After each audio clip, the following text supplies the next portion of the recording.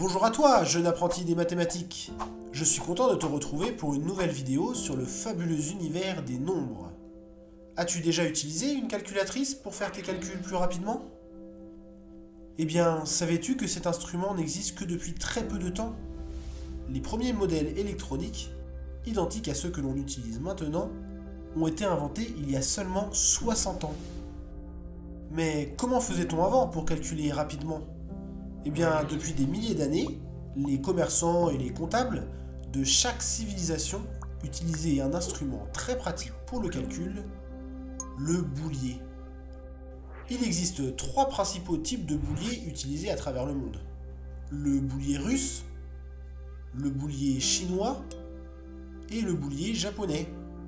Aujourd'hui, nous allons parler du boulier russe, qui est le plus simple à manipuler, utilisé majoritairement en Europe et au Moyen-Orient. Le boulier est un instrument composé de plusieurs tiges positionnées les unes au-dessus des autres. Sur chaque tige, on a 10 boules qui peuvent être glissées d'un côté ou de l'autre de la tige. Je vais te montrer deux manières différentes de l'utiliser pour devenir un as du calcul.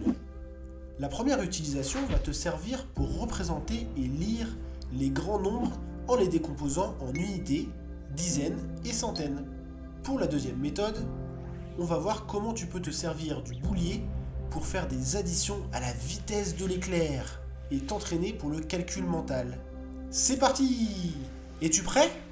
Commençons par la première manière d'utiliser le boulier pour décomposer les nombres. Comme je te l'ai dit tout à l'heure, un boulier est composé de plusieurs lignes. Ici, on en a 4. La première ligne, celle du haut, représente les unités. En faisant glisser les boules de la gauche vers la droite, on peut représenter les unités jusqu'à 10, comme ceci. 1, 2, 3, 4, 5, 6, 7, 8, 9 et 10. Ensuite, la deuxième ligne correspond aux dizaines. Comme pour les unités, tu peux représenter les dizaines.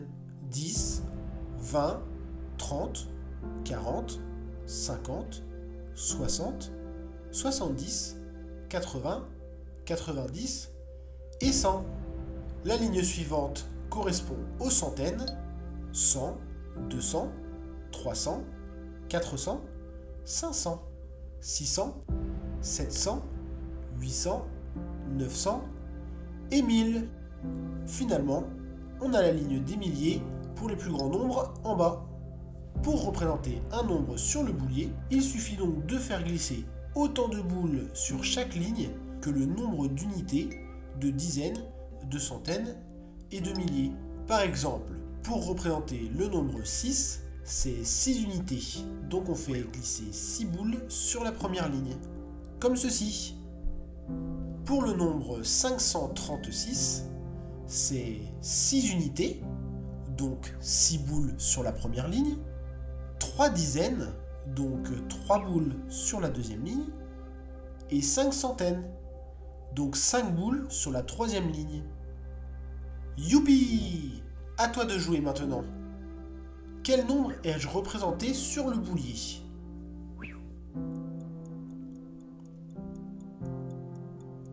Regarde, il y a 7 boules sur la première ligne, donc 7 unités, 2 boules sur la deuxième ligne, donc 2 dizaines.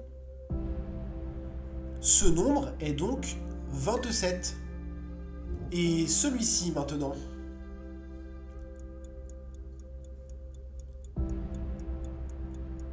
On a 4 unités, 8 dizaines et 3 centaines.